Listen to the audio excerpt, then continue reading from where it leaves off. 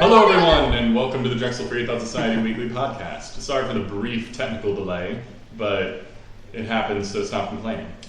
The Drexel Free Thought Society is the only happily secular organization at Drexel University. We promote providing a safe space for atheists, agnostics, free thinkers, and all the like.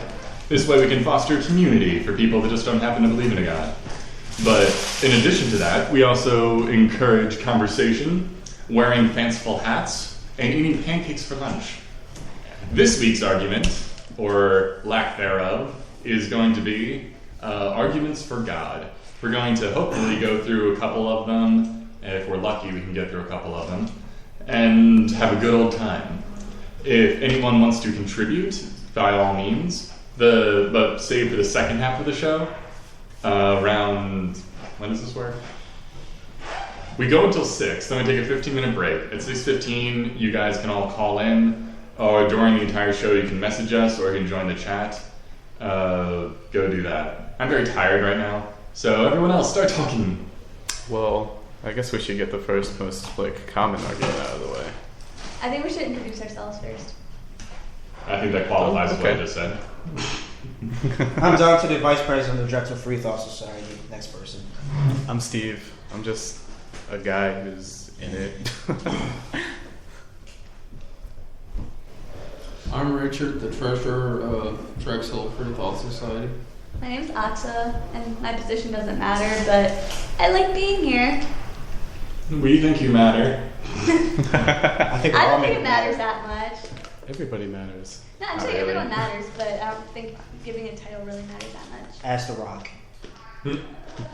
Anyway, Yeah, so Steve, you're going to go into the most common whatever.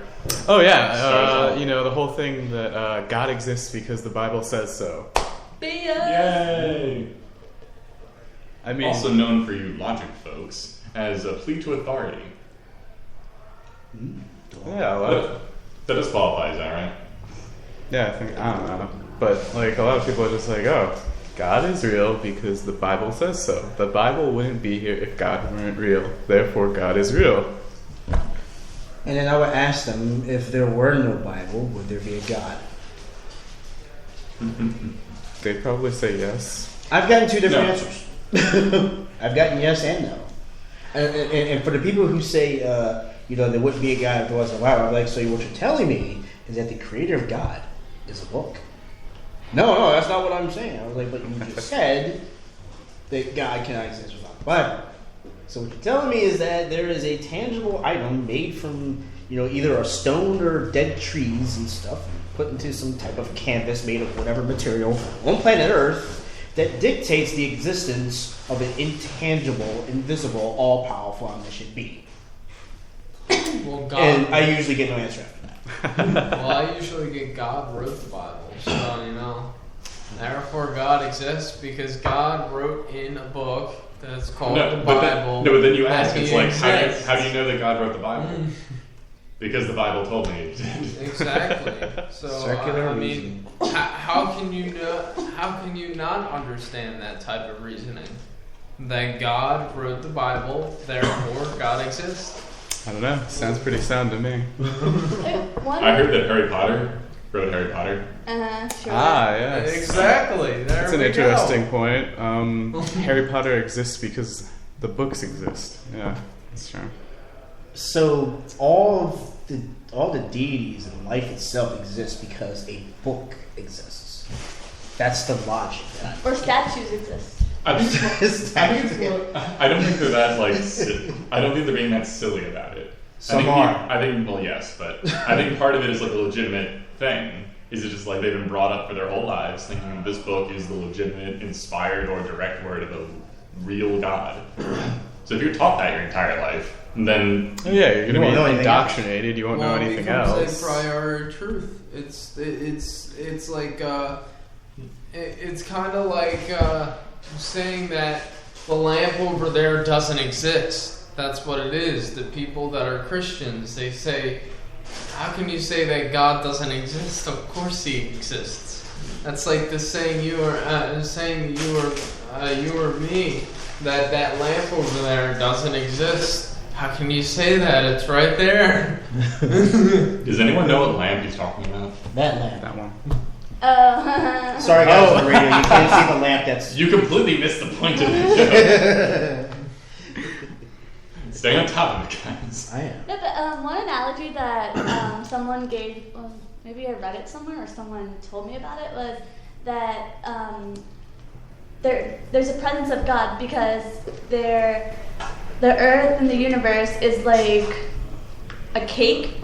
So you have like the batter is like, the creatures and all that other stuff. And The finely tuned universe. yeah. So basically, So you have the recipe, The which is like, the DNA and all that other good stuff. And you have like the ingredients. Mhm. So you can't have just the recipe and the ingredients in order to make a cake. You need to have someone to make the cake. so basically, what they're saying is that the universe is too complex for it to have happened randomly.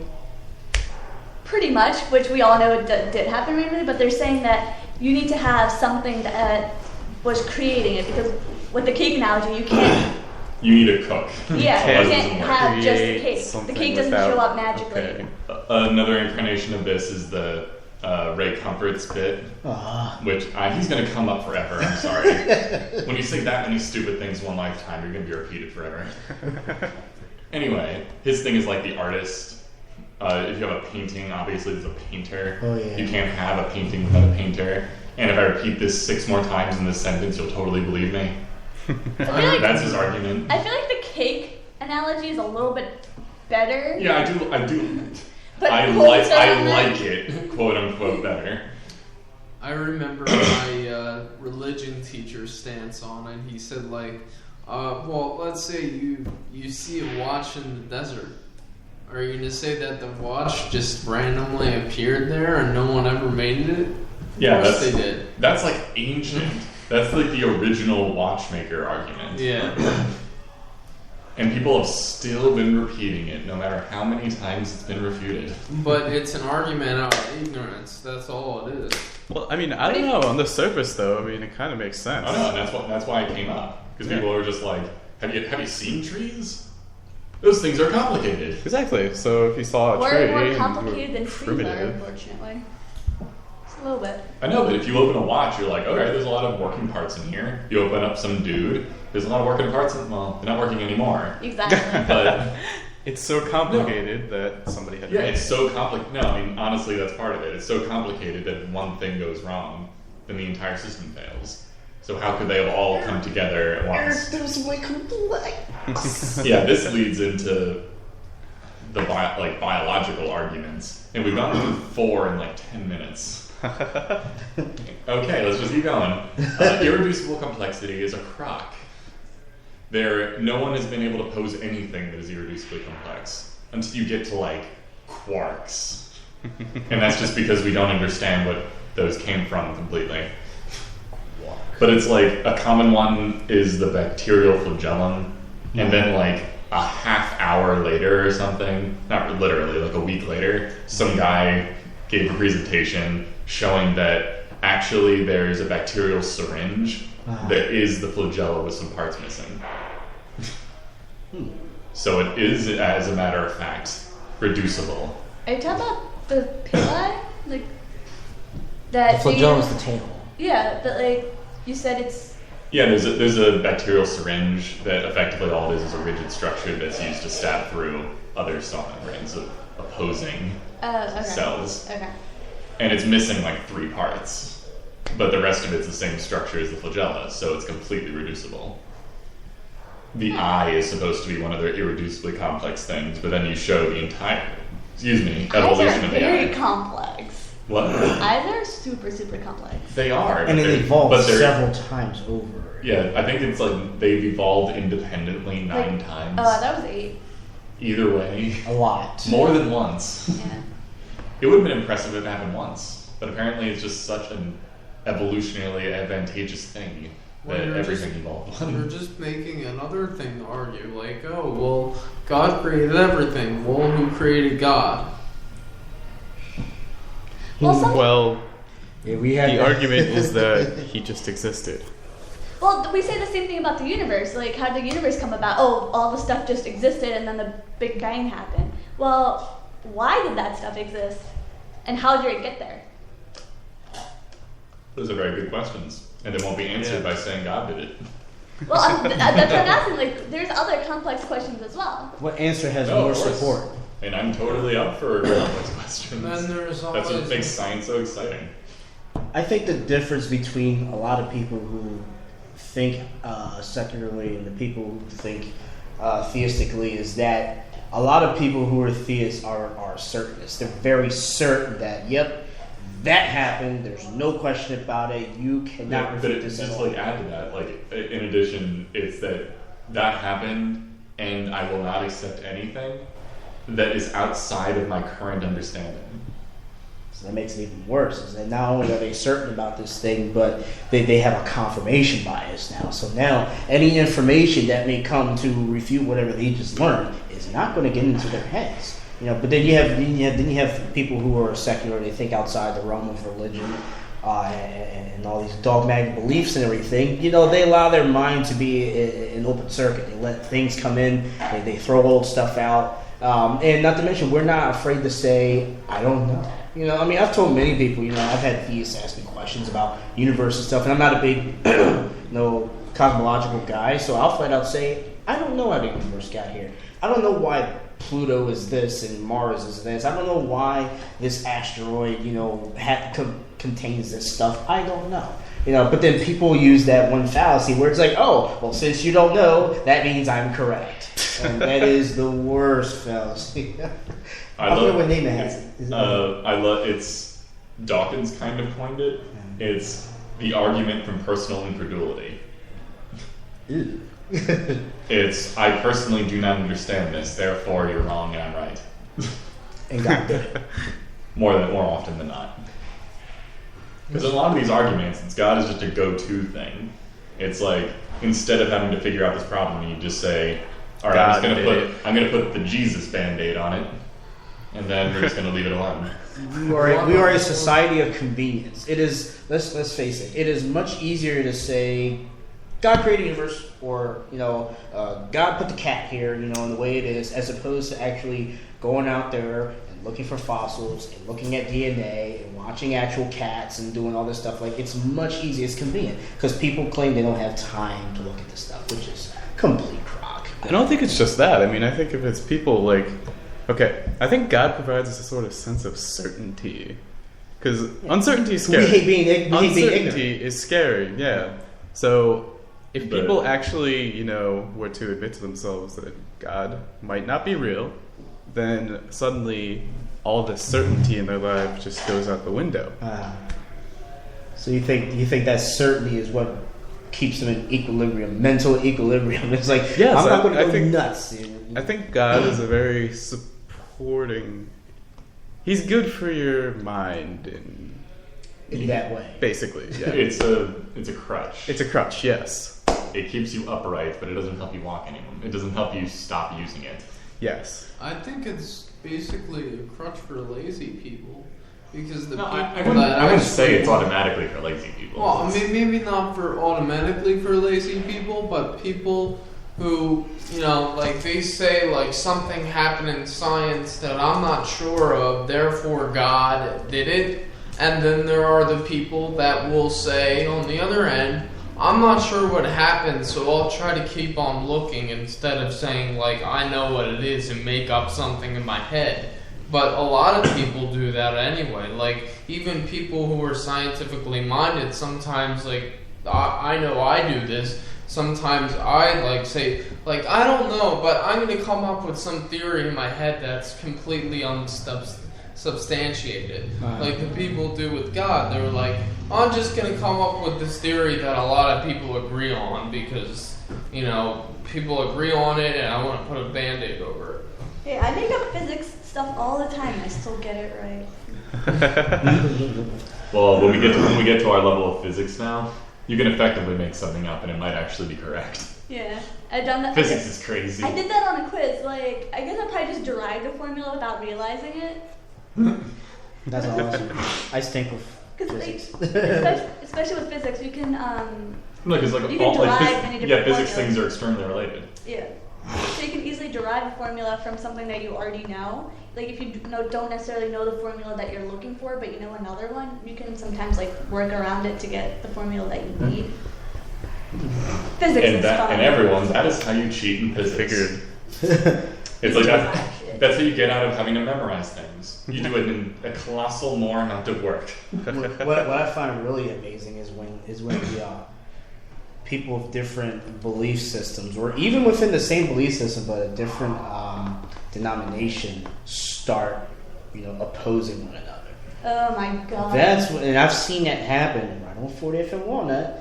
I was minding my own business, and I don't even know how I even got into the conversation, but I managed to opt myself out of it because it involved a Protestant. There was, I forgot what the other Christian was, and a Muslim. And it's like so a Catholic, a Protestant, a Muslim meet at 40th Street. Pretty much, something like that. And that conversation, like I just listened. I'm the atheist. They already know I was atheist, but I was very content to just listening and still doing my job as a security officer. And how they were going at about how God did this, no, God did this, no, God did this, no, that's not God, this is God. And it was just really amazing. I was just like, wow. So who is right out of us four? Are we even right? So that's why it would be fun to walk into the mix of that and just say, can anyone like demonstrate at all that their God is actually real? They'll throw the Bible at you. Or the Quran. We're both. Yeah, it might be some. No, but then it'd be like, all right, I have these books. Which one's correct? Mine is. Why? No, mine is. It's like, why is it correct? Because it is. It says so, but your Bible's not really. But it's like, but this one also says that it's right. So someone's lying. Someone's being false. Mine is the most recent, so therefore. Mine is archaic and it stood the test of time. Therefore, mine is correct. People make okay. So back to arguments. It's old. That means it's right. Yeah. Oh yeah, that's Slavery is true. old. How about that? No, old people are old. Therefore, they're right. like, Oh yeah. like this argument comes up all the time, and the thing I always would just counter with is just like, age of something has no bearing on whether or not it actually happened. Like, that's just a fact. If you found if that's the case, then why don't we all worship pictographs? They're way older than any of the holy books. Oh, and also people say like it stood the test of time. No, it didn't. It changed like 1,000 times. It's like we're talking about the Bible. It's been rewritten. It's been edited. It's crazy. And people are just like, no, it wasn't. It's like, okay. So That's kind of like saying that the first edition of this textbook is It's right. no more. No, it's the 9th edition because it's the oldest. But no, you got that backwards. Yeah. The 9th edition is better because it's more recent. I mean, more recent one, yeah. So Even though they changed like one word and they charged $300 more. I love textbooks. We might go into the past when textbooks were honest. For those first 5 years. It's very interesting. That whole test of time thing. That's so fallacious. I mean, especially like you said, it's constantly changing, which goes into the whole morality thing. It's like morality itself has been changing all the time. So, I mean, it mostly changed because of the books as well. People had these different ideas, like, we're not going to do the slavery thing anymore. So we're kind of going to write that out, or we're going to have it as like a story. That part didn't happen. So we're not going to do slavery anymore. But wait, the Bible says, The Bible's very clear on how you should. Yeah. The Bible likes slavery. It loves slavery a lot. It's like, we've changed since then. Because But we're wait a lazy. minute. You're supposed to follow the book to the T, but the book clearly says. I actually saw a picture on Facebook, which is kind of awesome. Uh-huh. It was kind of like it showed one of those gigantic marches against homosexuality, Oh yeah. and it was like a huge number of people, and it said like Leviticus, whatever, and then it showed a blank street that had no one in it, and it's like people marching for people eating pork, and it said the Leviticus quote, and then it went down like 5 of them. It's like people protesting wearing polyester, people protesting shaving beards. Wow. It's like, it makes you wonder, actually, like, why did we grab onto the hating homosexuals so much? We need someone to hate. That is true. Is it really just making an enemy? And homosexual people are easy targets? Pretty much. No, it's that we, as a society, like to feel better about ourselves. So we try to find someone to turn our hate towards, because we have hate. But like, We why all have hate people? Why not people with beards? Because they're different, so Yeah, they're I easy mean, to it's- hate. Beards are different. It's more Look at me. normal. Crazy. Look at it. Like Whoa. it's mostly like the religious institutions. Most people do belong to a certain religion, and in that religion, they're taught homosexuality is wrong. Therefore, you must hate them. You must.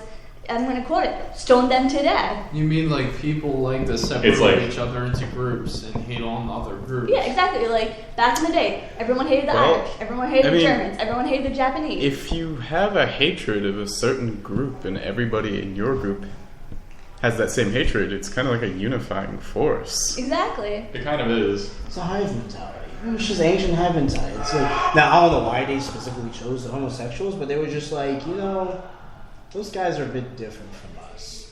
How They do I didn't do? used to have a problem. Yeah, it's Like in Rome. Yeah, like in Rome when Christianity kind of started. Yeah.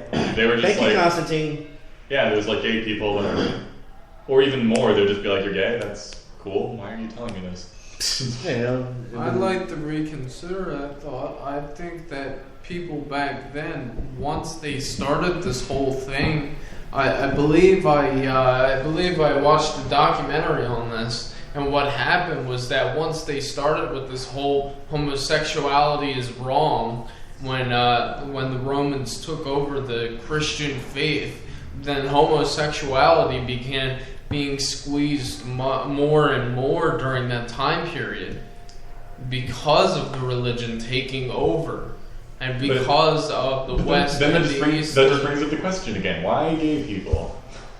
Because Because people are it's- mean. Somebody, this is just a hypothesis. I think that there was some people or person that just that had an opinion about that lifestyle, who happened to be in a position of power. And it was just like, what's a great way to have a bunch of people follow me even more? I'm pretty sure there's people who agree with me. I don't really like gay folks, so. And then all of a sudden, people who look up to this guy, no matter what he says, that whole dogmatic thing, following the hive. It was like, yeah, gay people are evil. Wow, he said gay people are evil, really? Yeah, we want to listen to this guy. Gay people suck. Gay people are evil. And then it just spread. Then of That's course what I they think. probably created even more propaganda other than the Bible to hate against gay people. They've done that with every single culture throughout time. You've seen during the Bolshevik Revolution, they have all these posters about how and this is good, but how the Nazis were bad, or how the Americans were So bad. we had because they were things very- about how the Chinese were evil, how the Yeah. Japanese were evil, how the Germans were evil. We how the drew a Russians picture of were a evil. Japanese mosquito sucking people's blood and saying, yeah, cure yourself of malaria or else the Nazis and everybody else is going to get you. And McCarthyism, back in the 50s, when the United States was against the communists. We had McCarthyism, when they took a bunch of people that were notable figures in the Hollywood industry and they called them pinkos or communists. Pinkos were the communist they liked communism, but they weren't communist. And then they had the communists that were just communists. I love how they always have to make it into like, you are an ism. Yeah, You're ism. of the communist. That's how you hate someone. You create some sort of ism or Terrorism. ist. It works with atheism. Atheism They is... hate you too? Like atheists? Yeah. Apparently we're less trusted than rapists. Really? Yeah. Atheists Wow. are less Statistically. trusted than rapists in this country. Jeez. And this is like if you know the person is a atheist or a rapist. It was like, that rapist he can redeem himself. That Doubtless rapist he should can- definitely babysit my daughter. I know. As long as, God forbid, an atheist. Yeah, They given a would, choice between they would atheists. encourage my daughter to think for herself. Uh-oh, that's horrible. It's better that she gets raped than think for herself. Well, yeah, and We just went down a really dark road. yeah, I was going to say, just to throw Like it back that a little dark bit, outside. the whole argument for God, I've also noticed that some people, I'm not sure if it's because they can't find a good rebuttal, So they do the whole, if I can't beat them, I'll join them. So you'll have a lot of theists who they'll try to, like theistic evolution. It's like, I really can't debate against the science guy. Oh, that's the most, that is adorable. I'm going to kind of join the scientist, but with my own religious twist to it. So yeah, God created everything and it evolved. Theistic evolution. There's like a piece of wood in my... Oh, well, I was about to say. Sorry. Yeah, theistic evolution. Like that's one thing. But I mean, it's every time that science or anything else in the world counteracts with a religious claim, it generally is met with rejection, anger, violence, sometimes murder, and then eventually it's met with acceptance. Isn't that like And the then pattern trust. of death, like, or serious illness, like? Oh yeah. Married, Wait, what is it in order? It's like a denial is the first one. Denial, then anger. Denial, then, anger, bargaining, barter. and then acceptance. I think there's more. Depression. Oh, yeah. Then acceptance. I know bargaining's in the middle. I listened to this really interesting story that was like, when someone is letting go of a religion, I think, it's a lot like being breaking up with someone. You actually feel the same emotions, which I think is really interesting, and it really makes a lot of sense for some of the justifications people have to make. Well, there's a reason for that. My boyfriend doesn't hit me. He loves me. Well, I mean, there's a reason for that. I don't have a boyfriend. Well, we've all been. But through that if phase. I did, then he wouldn't hit me. Of course you will. And unless I asked, I guess. I don't know where this is going. No We more should just start dark roads. talking. Well, I mean, there's a reason for that, and because I remember, at least in my church, whenever they were talking about Jesus, they talked about Jesus as the bridegroom, and how you had a relationship to Jesus, and it wasn't a religion, but it was a relationship, and that's why. Yeah, Christians have if you that actually, ideology. It's because like a lot of religions have to tie into normal human emotion. That's why they kind of co-opt a lot of the father, son, daughter relationship and non-parental relationships at the same time. Because that way they need you to be emotionally attached to it, because that's the only way it'll work.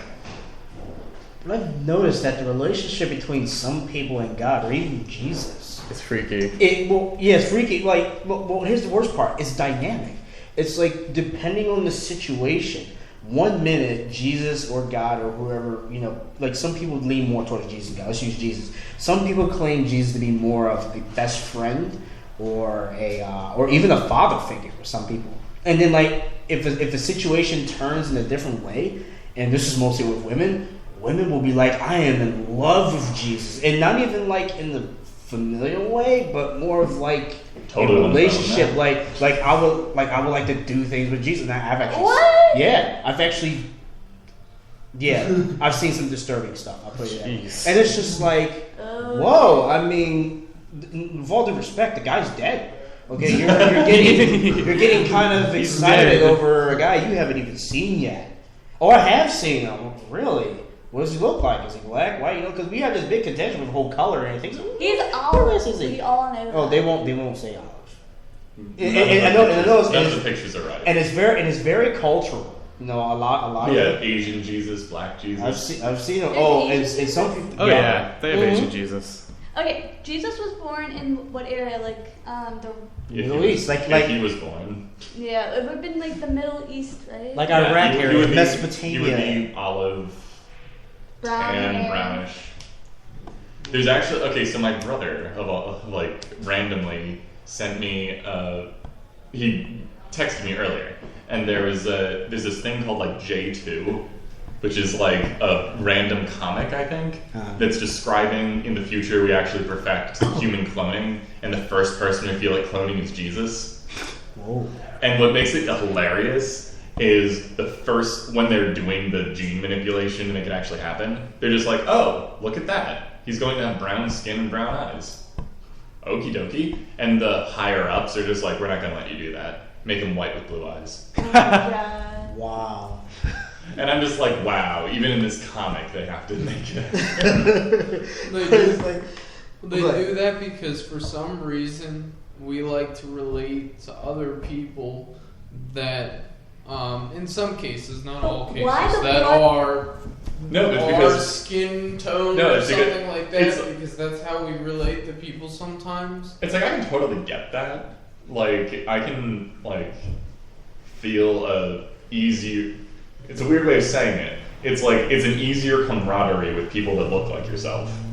I disagree with that statement. Honestly, it's very cultural. I grew up surrounded by white people for a large portion of my life. Strange. Exactly. So you don't care. No, I'm very strange because we just came back. Me and Ansa just came back from our class and stuff, and I think what we consider black. I think there was only 3 other people, and they were sitting all the way at the top. But all around me were mostly Indian women and women from China and Japan. There's a couple Caucasian folks, and I was just like, cool. I noticed it, but it was just like... It's like, I don't care now. But I'm not saying you did. No, but I can totally get, where the impulse comes from. Especially that's what you were raised around. Yeah, and it wasn't, on purpose. My family wasn't racist. No. Yeah. It's, we had friends of color. Oh, okay. I mean, if you... Because I have to say it as, Detroit. sarcastically in a jerk way as possible. Before I bring it back, Detroit is heavily segregated as far as race. I don't understand why. I don't know either, but if you But were born actually, in I Israel... do. Now, of course I do, because we just had the conversation. It's because people tend to be more comfortable around people that look like themselves. And that's and part of it is a cultural thing. Part of it is an appearance thing, and the big one of them is a language thing. That's kind of why Chinatowns, Italian markets, they just kind of make themselves. Yeah. Because it's just we all speak the same language. So I understand it's easier. that, but I feel like, especially if you're coming to America, you should try to, communicate with others as well. Because if you're just gonna... It's too much work. Yeah, that's the too much excuse they'll give effort. you. Yeah. It's too much work. I'd rather just stick with my own people. Yeah, that's how they are. Honestly, this may sound really hypocritical or whatever, but if you're coming to America, learn English. Please learn English. It's very cool. It's to be fair, if I plan on going to many other countries during the course of my lifetime. You're gonna learn, but you should try to learn the language. I'll either learn as much as I need to get around and be very apologetic of my terrible ability of it. But you're still trying. It's not like you're. Or at the very least, least, I'll just throw my hands in the air and say I can't learn Chinese, and I'll be with an interpreter. Because then I'll just be like, I can't do this, but I'm not going to be horribly impolite to people. So. But we're gonna jump back on your argument for God. Mm-hmm. So we already covered the whole. Did we do Gods of the Gaps at all? It's kind of okay. So God of the Gap is kind of a more expansive version of the argument from personal incredulity.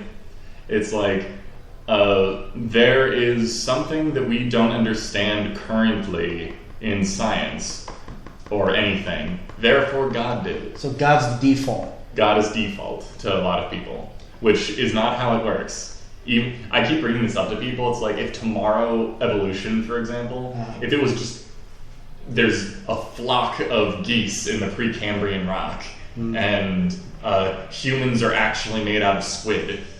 It's like if everything we know about evolution just exploded out of the window tomorrow, that still wouldn't give evidence for God existing. Oh, you must, since you're the king of quotes, you must do the Neil deGrasse Tyson quote on that. God is a receding pocket of ignorance. That's a good one. I'm not on top of my Neil deGrasse Tyson. Tyson. I'm not up on my Tyson. You gotta get your Tysonisms down. Twicenisms. Yeah, but that's basically how he put it. It was just all right, well, if God is the explanation of everything, then God is nothing more than a receding pocket of ignorance. Every time we find more stuff, we learn that, it's not God, it's actually this. It's actually something that can be, a bit more substantiated than just, the sky. But then at the same time, I think the issue with the whole God thing that we kind of touched on is that, well, what about the thousands and thousands, possibly millions, throughout time, other gods? Apparently there actually aren't that many. Really? Yeah, there's only 10,000. Well, I'm talking about through time, though. Yeah, apparently there aren't that many. There's more denominations of Christianity than there are actual gods. That's insane. It's quite interesting. That's insane. Yeah. But here's my question. So apparently we're very creative, but not that creative. But here's my question. Would and some people are going to take offense to this, but whatever. Would a childhood friend, an invisible friend, count as a god? By a lot of different criteria, yes. What? Really? Yeah. You don't worship them, though. Some people Maybe do. some kids might. Really? Why not? But you don't have to worship something in order for it to be a god. It could just be a god and you don't like it. But I feel like more people consider it a god, like if it's worshipped. You see, this is the weird thing. I don't understand the idea of worship. Let's say the Christian God does, as a matter of fact, exist. The only way that I would ever worship him, if he was actively saying, if you don't worship me, I'm going to kill you. And that's not really me worshiping, that's more me trying desperately not to die. But that was compliant. the idea. Like back in the day, like I get these stories all the time. Like if you don't do what God says, like what was the children one? Oh, okay, so dude was picking up sticks. Oh, wait, no, that was the other one. There's a monk who was just walking around, and then one thing that you're not supposed to do is make fun of people, apparently. So these kids were saying, like, hey, no. He was like, hey, Baldy, why don't you go be bald? Ha, we're stupid kids. So God summoned 2 bears and murdered 52 children. 52? 52 children. They won't tell you that part in Sunday school. That's the children one I know of offhand. Yeah. So it's like Wow. I don't see that happening now though. Isn't it interesting that all the important I'm seeing God do stuff events happened in the book a long time ago? Yeah. But yeah, all the Well, miracles you yeah. see today are usually, like I say, usually explained by some scientific news. I would go with all of them. Well, there's some things like some people come back, and I put quotes around that, from dying, and we can't seem to find. We them. do that all the time. Yeah, but it seems Yeah, like You know what a defibrillator is? It's stopping someone from dying, yeah, I don't know. and sometimes bringing them back from. Like some people are like, not that bringing them person back. shouldn't have survived that. How did they do that? We can't figure it out yet. And then somebody says God. I was like, whoa, we It's gotta like, figure alright. it out first. It's like, okay, how'd God do it? Explain. Electrical impulse. Because he's God. That's not an explanation. Get out of my office. That's what they'll say. That's what they'll tell you. Electrical impulse. Because he's God. Wait, wasn't it another Neil deGrasse Tyson quote that was just like, if you believe in like these kind of fantasy, then I have no use for you in my laboratory. I think he did say something like that. That was probably one of the most blunt things he's ever said. Oh no, I think it was like, if you're happy with the explanation God did it, then you have no place in my laboratory. I mean, usually people that are content with that explanation don't go into science to begin with. Yeah, they really don't. Unless you're a theistic evolutionist. There's like 4. That's the one thing that just annoys me. People are just like, there's totally religious people in science. It's like, yeah, there is, but they don't use their religion to do science. Yeah. They use science to do science. They use religion to do the family rearing or spiritual, whatever Spiritual reason. guidance. Okie dokie then. I don't know what that means. I'm just going to stick with that. It's mostly cultural. Religion is very co-opted deeply with culture. Isn't it such a funny coincidence that the people tend to believe in the God of the people in which they're born in? Mm-hmm. Like for example, my neighborhood, mostly Christian. I haven't seen too many Buddhists floating around or Hindus. I haven't seen anybody believe in any tree gods either. Very, very often. I mean, I haven't seen it. But if there are, and I did meet one girl who's a Buddhist, it's because she was brought up there. Fancy that, huh? Or in some cases, maybe she was once a Christian, picked up a book, I forgot the name of some of the Indian texts, some of the Hindu texts and stuff, and she'll pick that up and be like, wow, this is more... Is the Bhagavad Gita on the phone? Yeah. What's it called? Bhagavad Gita? Baha'u'llah Gita. Bhagavad Gita. Yeah, I actually have a copy of that at home. It's good to take in the name, but yeah, somebody they'll read a different text and be like, this fits my lifestyle better than the Bible does. So, but other than that, by default, parents are like, I'm Christian, you're going to be Christian. That's why I don't believe in this whole Christian baby or Wiccan baby. Babies What is that? aren't a specific, that's You what can't tell these people out here that they won't believe you. I had a 4-hour argument with 4 someone. It was on Facebook, so it wasn't really 4 hours. But it was like, about the idea of You can't- atheists. I said, like all babies are born without a religion. That is true. So by definition, they're atheists. But I mean, they're not. Well, dude, It's just without a religion. Yeah. Like I'm not saying that they're strident and marching the streets. It's just they don't believe in any gods. Yeah. But their argument was you can't have an opinion on something if you don't have an understanding of it yet. Wait, what? So, and my argument to him was the most convoluted statement like I ever made. It's like, do you actively believe in things you don't have any idea of yet? You don't, because you don't know they exist. You don't Yeah. know that God exists, so you. but people make the claim. See, it's about the claim. People, like for example, let's take a Gnostic atheist who makes the claim that there is no God. I mean, as far as I know, they don't have any evidence, but they're like, I claim that there is definitely no God. You can't claim that for sure. They'll claim it. And you see, like I'm happy to say that, but in a very specific context. It's like with the evidence that is presently available and the claims that people have made, no gods exist. But this could be disproved. Because I'm saying this it could be hasn't been proven disproved otherwise. tomorrow. You leave it open to scrutiny. Yes. That's the difference. You leave it open to scrutiny. No, but I think within the ways of the Gnostic atheists, I think it still plays. It's yes, we do have knowledge that like gods don't exist because of lack of evidence. So far. But so far So far. is the important. Not absolute. See, it's not absolute. Nothing's absolute. We're not certain about it. Well, that's the difference. Religious Well, people say that God is Gnostic absolute. theists are saying it as an absolute. Yeah. It's not like they don't really say with an asterisk saying that tomorrow you can totally prove me wrong. Only Because But that, if science can work that way, why can't God work that way? Only a moral. Because God is absolute. Because we give No. God, we give the rules for God. No. I'm saying like from an agnostic or Gnostic, yeah, Gnostic agnostic. Gnostic atheist. If we can tomorrow disprove evolution, why can't tomorrow we disprove that there is no God? Because you can't test for God. Well, I'm actually, saying there is a yes, you possibility. can. No, it And depends. it fails all the tests. It depends on Wait, the how do you prerequisite test you for God give to God. scientifically? the claims of what God has done. Oh. You have to give the That- rules for the God. That's why it's a receding pocket of ignorance. Ah. It's gotten to the point where God has to be an intangible, unmanifesting thing on the outside of the universe. Which means But the that no universe is one ever can be expanding. Gnostic about anything when it comes So there's to God. totally no edge to the universe. You've made You know what I mean. you've made Yes. the God untouchable. You've made it so that there is no possible way the God But can that lose. also means So you that can't test everyone has to be agnostic towards God because God Well, yes, is but outside the universe. it's like everyone so also- therefore, everyone's either an agnostic atheist or an agnostic theist. There's no absolutes It's there. like by some definitions. That's why I'm perfectly fine saying that there is no evidence for that a God exists. Therefore, there is no God. This can be disproved tomorrow. That's fine. But I'm So it's just a happy to pos- say it. So it's just a position you take, but do you actually possess the knowledge that there is no God? All the knowledge that I do have is that there is no. is none. Just by the current knowledge that you possess, Yeah, because- you've come to the conclusion. Yes.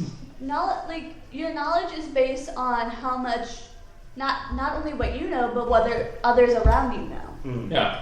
And like that's how science works. It's Yeah. not that you like one person knows everything. I'm a biologist. I know about biology, but Well then, David over here is an engineer. He knows way more about designing weapons. Mechanical sauropods. I also have a minor in biology. Yeah, So but you're okay, yeah, the minor in biology. I'm majoring in it, so I'm sure. clearly being an engineer means that I'm better at biology. Excuse you.